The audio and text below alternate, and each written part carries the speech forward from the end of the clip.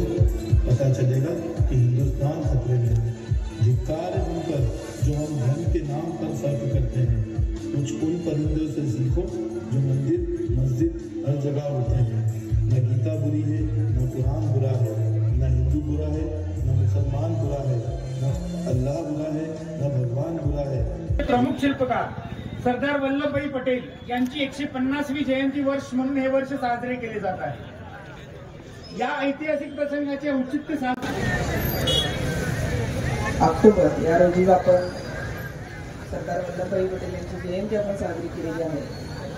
मात्र देशाची एकता आणि अखंडता काय आणि कशासाठी ठेवायची हे मगाशी आपण जो परफेक्ट सहयोग दूंगी, साथ ही दूसरों को स्वदेशी अपनाने हेतु प्रेरित करूंगी। धन्यवाद।